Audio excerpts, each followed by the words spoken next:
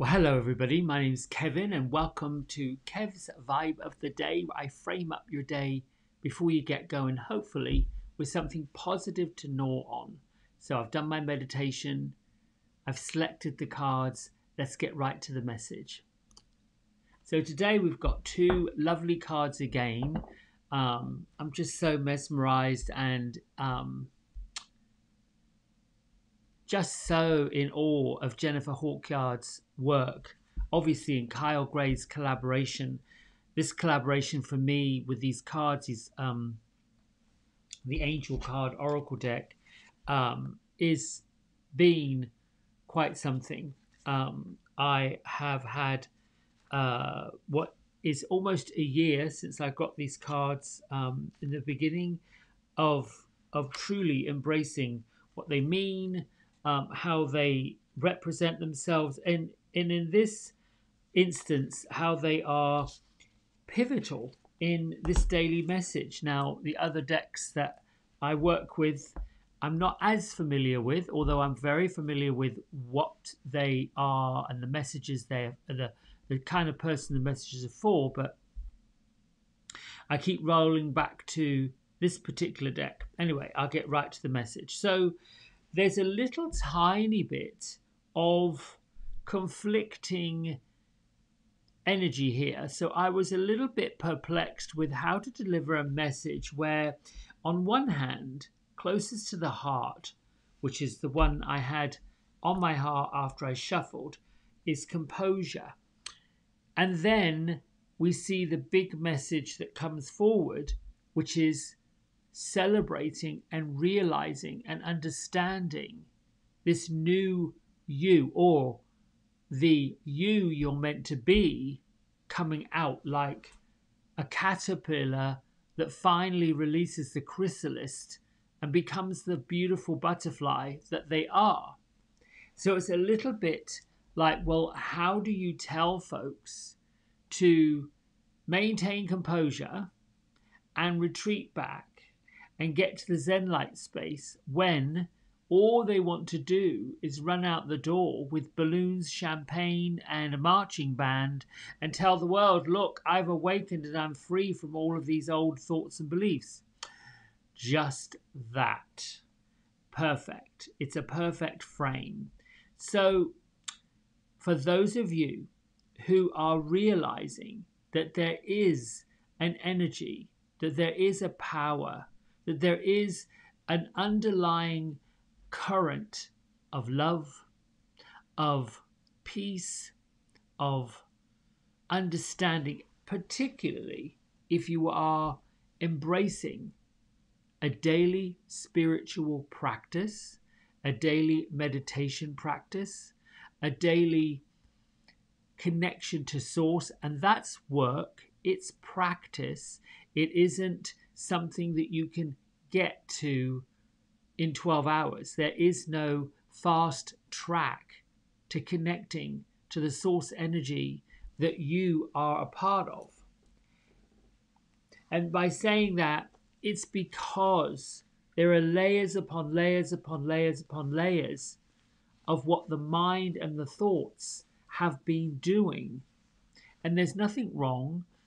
It's a challenge as we go through this transformation period, when we realize, oh my goodness, I've spent so long doing this, doing that, being this, being that, believing this, believing that.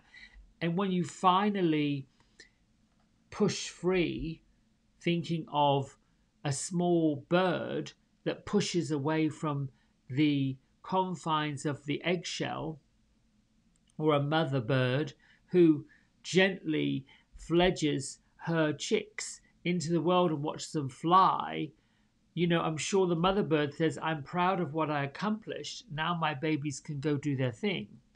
The process of connecting to the source, the process of realizing truly who you are, is quite mesmerizing. It is liberating. You want to just run. Think of the day that you graduated either high school or college, and you threw that cap up in the air and you just were like, I got my degree. I got to walk. I got to celebrate, and your family celebrates. The part about composure is understanding that we are currently in a situation in the world, in our culture, that not everybody's going to get it. They're on their way to it, but they're not maybe quite there yet. A person who is realizing that the way the life is moving, working, going, isn't downstream with the flow, with the ease and the grace. It is upstream still. There's a battle still. We've witnessed, if we're in the news cycle, the protests, the disbelief, the anger, the resistance. So when we talk about getting to the heart of composure, I want you to understand through this message that it's deeply personal. When you realize your connection to source energy, when you realize that source energy, whether you call it God or the universe or the great creator, when you realize that that happens to be the power grid that supplies absolutely everything, and you then wake up to your connection to it, that you're an extension of it. I likened it to one end of the plug is into source, the other end of the plug is me. And there's a constant current running back and forth, direct and alternating current. There's the current that I send to source. This is what I'd like to achieve. And there's the current that comes back. Here you are, there it is. When we wake up to this great power, to this great, oh my goodness, look, I know what I came here to do. I've got the answer. I know the answer. Oh my goodness, that's just amazing. It still requires us to maintain our composure. So, celebrate your achievements. Celebrate the fact that you're waking up and realizing, wow, this is quite something. To get there, get into that Zen-like state. Meditate on a regular basis. Abraham Hicks, the energy that comes from Esther Hicks, the author of The Law of Attraction, and many, many, many wonderful CDs, tapes, and books, suggests that it is ample to meditate for 15 minutes a day. That's it. Surely, if a person wishes to spend hours doing it, I heard Deepak Chopra once on an interview. He said he meditates in the morning, but he's always meditating. He stays in that meditative space. And I remember at the time thinking, my goodness, how does the man function? If he is just like, in that Zen space. I just felt like, then there was part of my egoic self that said, well, this is a bit of a fraud. I mean, you're not meditating now. You've got to get on and off a plane. You've got to get in the hustle and the bustle of the world. I think what I misinterpreted was that he actually finds the Zen energy, that connection, that peace, that tranquility, that love, that joy, that pure essence of the spirit that lives within, and goes about his day with that and moves through his life with that. It's not really practical when you are moving through with children, getting them to school, or in my case, dogs, when they bring the backyard into the kitchen and I've got a floor that used to be a lovely porcelain tile. Now it's just mulch. Not right now, I clean it up. And yes, there was a time when I would lose my Zen composure after going and purchasing a lovely plush orthopedic stuffed dog bed, only to find that, well, actually, Ben, who's my mountain dog poodle mix, likes to tear all that stuff up and make a nest. He loves to he loves to make like really a foam mess inside the crate. But you know, those bits get everywhere. And yes, there's times when I think, oh, I just can't handle this. Um, what I've observed is my natural state of being is just to laugh at it, giggle at it, and think, you know, what is it like to be that playful? What is it like to be that joyful? What is it like to be that, have that day where you just enjoy? Um, I'll share this with you. Yesterday, I had some folks come to remove a big tree and take some limbs from neighbouring trees that had really prevented the yard from getting any sunlight. And it was fast becoming, well, with all this rain, it was a little like becoming a pond, a mud pond. It was just nothing but slushy, sloppy muck. Now, my little one, Dudley James, loves it. He was like elephants wallowing in all these big puddles. And I would cover one big hole up with something so he couldn't dig it more. And then he'd go find another one. So it's like, okay, you know, if you're looking for a pond back there, we got to figure out a way to create one. No, I don't want that soupy, sloppy pond water in my house. But still, the point I'm making,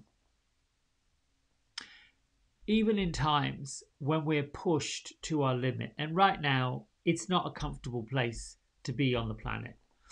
You know, there is this feeling of rumbling, disruption, and chaos, and all of those things. I don't want to come across as one of those hippy dippy crazy people who's just like out with the fairies, but really, when I look at it, yeah, it's, if I'm going to be from the light, of the light, lifted, gifted, whatever you want to call that, if that's how my natural way of being is, hasn't always been like that, but it feels good to be this way now. If I'm following this, if I'm, you know, picking up energies and messages of this ilk, then I have to exercise composure, certainly compassion, certainly love. And then, as my dear friend yesterday suggested, when you are in creation mode, when you're being creative, you are the closest thing, and I've got goosebumps, so I know the angels are saying, yes, yes, you're the closest you can ever get to the source. You are the closest you can ever get to who you are underneath it. So I'm hearing now from another guy that's saying, well, there's some folks out there that don't believe they are creative. There's some folks out there that don't believe they can do this, draw, write, meditate. There's a lot of folks that push resistance. One of the resistance that comes up, I haven't got time for that. There's no time for this. That's just nonsense. Okay. And you let that go. It's simply what I'm about, and hopefully what you're about, is to try to move forward with the flow of things. And yes, I will say there have got to be times when it's pouring down rain, maybe freezing cold, and the car has a flat tire. And now you've got to wait at the side of the road while cars are whizzing by for the recovery people. That's not pleasant. It's uncomfortable and it's tough. How do you then meander through that? In my own world, I, run a small, tiny microcosm business. And my business relies on people sitting in the chair and, exchanging energy of money. But when something happens in their life, in their world, that sends it for a loop, and they're not able to make it because the priority changes, well, there goes my income.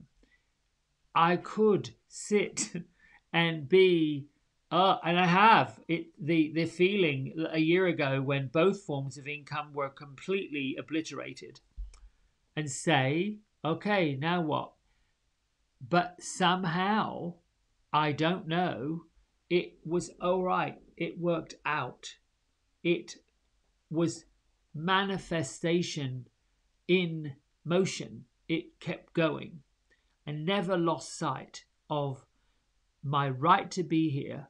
I never lost sight of my ability to touch and communicate and continue doing what I'm doing, and always saying, guide me gracefully and peacefully for where I'm needed and where I need to be. That's it. Period. Now, I'll get to the meditation because we're on time. I was thinking this morning in my own meditation, what do you want me to say or suggest, my guides? And the message that came was, you are the only thing that needs to matter to you. You have your own connection to the source of greatness, of power, of love, of thing that created you to begin with. So let's get clear. What you want to do with your life, what you are doing with your life, is a broader extension of that. Now let's just duplicate it to somebody you're connected with. That person is their own source. That person is what matters to that person. And what they do and who they're with and how they connect matters to them. And then we continue on, and you continue on. The connection, the sacred geometric connection. We're all connected by our connections, our friendships, our associations, the people that are coming into our life and out of our life. You matter to yourself and you matter to other people because you have that connection to them. So what I want to impress upon you is this. We've got to the point in our world where what matters to us, what we want to dig into, we're assuming and thinking and believing and trusting that other people, that we should matter to them as well. And we do by association. But if you're finding yourself at a place that you don't feel like you matter, or someone doesn't care about you, or there's no love, or you can't find that right relationship, or you're lost with choices, or you have to get to the point where you matter, that what you want matters. Now, you can put your desires out there. You can put what you want out there, what you want to have happen, and then be in the receptive mode of getting it. The challenge we have is that we assume that other people, that we should be important to other people, that the other people are supposed to do this and to do this. And I'm getting to a point, I'm not going off down the dirt road. And what I've noticed is when we come away from mattering to ourselves and paying attention to what we really want in our own heart, and then put it upon other people to bring that to us, to put us on their top shelf, we're forgetting that they've already put themselves on their top shelf. Just by natural, just by nature, just by the way they're created, everybody actually puts themselves first. Now, sometimes we get to the point where we feel like that's not good to do. We're told that. We're taught that. Don't be selfish. That word, selfish, that's selfish. Don't be so self-centered. How can you be so selfish? And even when others have an ask of us, You can have a person that makes a plan, and in their mind, they're already making the plan, and you're in that plan. You're part of that plan. It could be like, well, here we've got Nancy and Julie and Melissa. And Nancy decided that on Saturday she's taking Melissa and Julie shopping. So she picks up the phone. In her mind, they're going shopping. She wants to find this, that, and the other thing, and they want to have lunch and go here, go there. So Nancy's picking up the phone and she says, Melissa, I'd like to go shopping on Sunday. How about I pick you up at so-and-so at such and such a time? Melissa says, oh, sorry, Fred's parents are coming for lunch. I'm sorry. So briefly, we got Nancy that already thought they were going shopping. So, she doesn't know what to do with it. But she can't trump, Fred's parents coming. Oh, that's okay. So she's on the phone to Melissa. And she says to Melissa, we're going shopping on Saturday. Let's go. I'll pick you up at 9 o'clock. We're going to go here. I've got to find this. I've got to find that. All Nancy's wanting the person to go with her and do her thing. Melissa says, you know what? I don't feel like it this weekend. I'm not really up for that. I'm going to chill here and just enjoy the day. Worked hard, haven't really taken a lot of time off. I just really kind of want to go. What do you mean you can stay on the couch? And Nancy's roping in Melissa. Oftentimes we find ourselves saying yes to things when we want to say no. We're worried about upsetting somebody else. We're worried about what it looks like to another person. We're worried about how they're going to perceive us. I don't want to upset them. I don't want to hurt their feelings. I don't want to make them feel bad.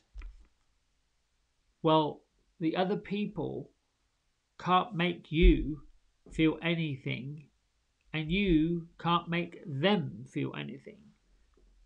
And the bigger point I'm making here is you do matter, and you put yourself on the top shelf of connecting with other people. When you liberate yourself from the fear of what it means to, or disappointing or letting people down, there's a difference between the feeling that you're doing it and intentionally doing it. That's very subtle. If you do things to intentionally hurt someone else, or stop somebody else getting it, or knowing that there's 2 things left in the store and there's only 2 left. We've got 1 at home in the store cupboard, but let's get 2 more so we can save it. And you know that if you get there and you get those last 2, you've stopped other people from getting it. I want to get there first. I want to get that before other people get it. That's intentional selfishness. You see what I'm pointing? So, this bigger picture, when we get to composure, when we get to the light, when we get to the love, when we start realizing who we are underneath it, there's this huge liberation, like a fountain of love that doesn't stop coming, doesn't stop gushing. And then you get to the point of where you are with Source and really how much you matter and how much your connection to other people matter. And then it's all okay. You should just go about your business. You don't have to set up all of these scenarios, and we don't have to circumvent what we think someone's feeling, thinking, and their opinion of us, their impression of us. All right, let's read this Journey to the Heart. And we're going into the 26th of August. Wow, which is rolling along in this month. You know, a month from now, 4 weeks less than 28 days, we'll be in another season, autumn. Open to universal love. How appropriate is this? Are you living with the belief that universal love isn't there for you? When we look at what we've been through, sometimes we feel sad and abandoned. We see others dancing along their path, getting blessings, special help, gifts along the way. Then we turn to our own lives and see only those times we've been let down and left out. The times that life, people, and the world haven't been there for us. Universal love may be real, you say, but it's just not for me. Open your eyes, open your heart, open yourself to the universe. Begin to see and notice all the gifts that you've given, the clues, the direction, the support. Stop looking to one person or source and let the magic dance for you. See how you get what you need. See how naturally the guidance comes to you when you trust that it will be there. See the smile, see the friendships, feel the inspiration, feel the loving touch of a hand on your arm. Say what you need. Say it aloud. Direct your words to the universe. Treat it as if it were a loving friend, and it will treat you exactly the same way. Universal love is there for you. Learn to recognize its touch and rhythm, for it is the rhythm of life and love. Well, I can't think of another appropriate thing to read that goes along with composure and transformation. It is time to transform all these worries, all these fears, all these feelings of, oh, into something that happens to be universal love. And I can hear the kickback. Well, that's easy for you to say. Not really. It isn't easy to face people with this poster of you matter. There's a reason for you to be here. Get on this train and ride forward. It's bumpy. It's not easy. But if you anchor yourself in the feeling of love and you love yourself and you then connect up with that same gratitude, that love, you'll see how that energy changes. You'll see that those folks are coming towards you. Those folks are being attracted to you. Let's meditate. Eyes down, breath on, inhale. As you exhale, relax, relax, relax, relax, relax, relax, relax. And bring in your breath. Generate it. At the same time you bring in your breath, I want you to think of a person, a situation, a feeling that brings you utter joy, contentment, particularly love and gratitude. What are you grateful for? What lights you up?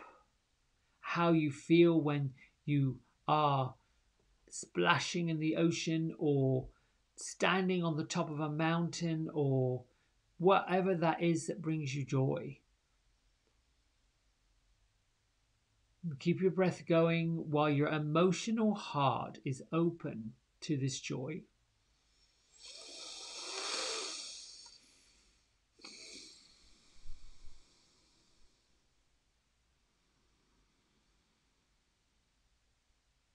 Quietening your mind to the sound of your breath and the rushing in, the hissing out, like the sound of the ocean.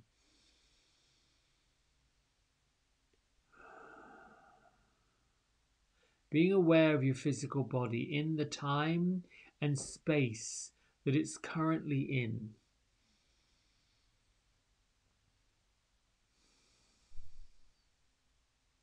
If there's distractions around you, bring yourself back to your breath. Focus on the noise the breath makes going into your body, out of your body, and in again. Breathe in, breathe out, breathe in, breathe out. Eventually your mind begins to soften. Irritations begin to float away. Disturbances continue to be disturbed, but you're not attached to them.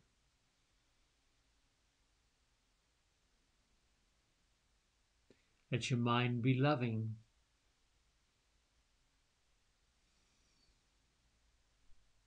Peaceful.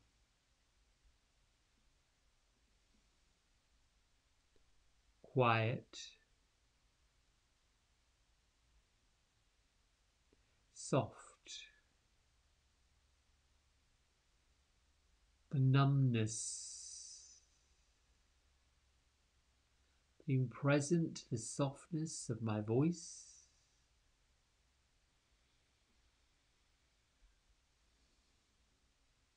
the ease of your breath.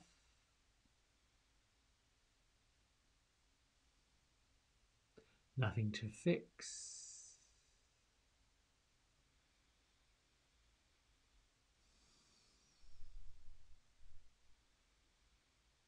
Just you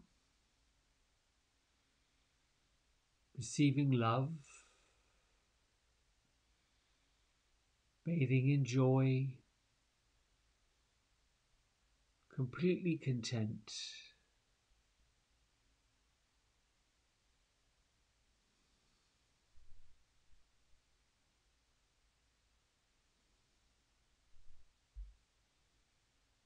As you still your mind,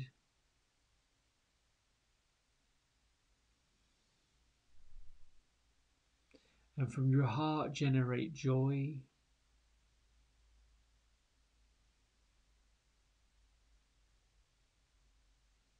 let your mind open to the creativity of what you see through your third eye.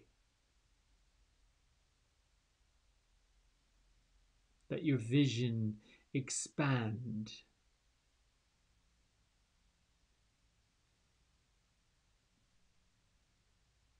As you go deeper and deeper and deeper into the Zen state,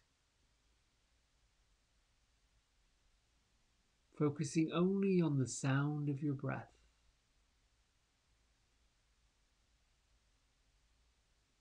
and the feeling of joy,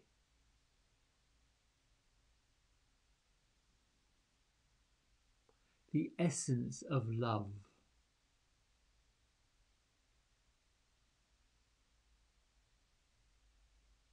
The overall sense of general well-being.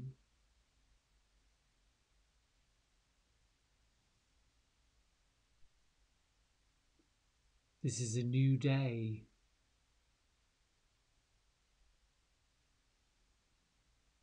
This is a new moment. With this connection that you have to source energy,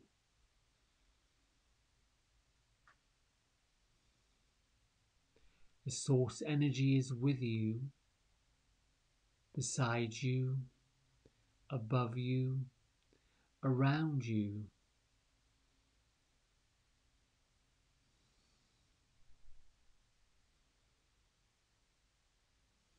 The source energy brings you your breath.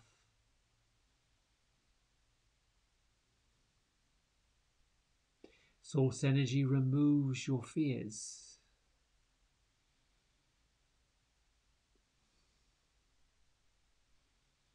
Source energy delivers you from harm.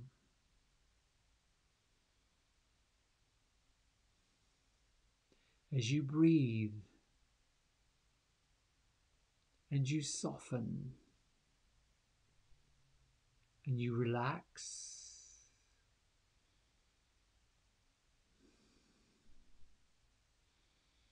follow your breath in, out, and in and out, softly connecting to your higher being.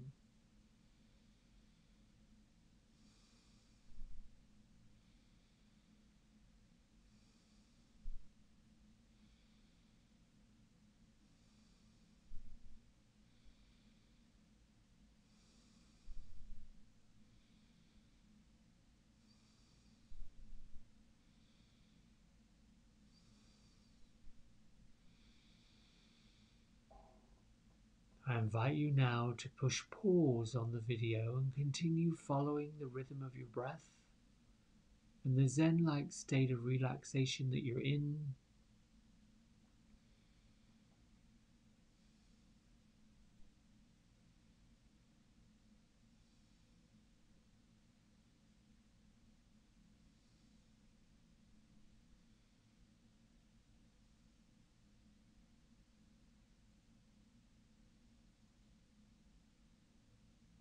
Use your intuitive power to decide when you feel like you are completed, and bring your hands to prayer heart center. Allow this feeling of pure bliss, pure relaxation to carry you throughout the rest of your day.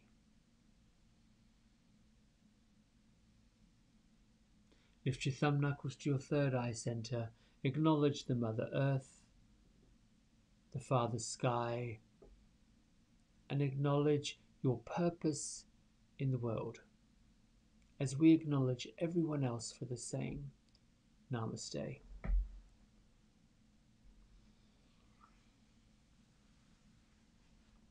Thank you. I enjoyed that, as I enjoy you, as I have a purpose for coming out here and doing this in the morning. Listen, have a great Thursday. Know that you matter, and whatever you do has purpose. And when you think things are sort of going a little bit all over the place, keep your composure and find ways to transform that thought. Until next time, bye-bye.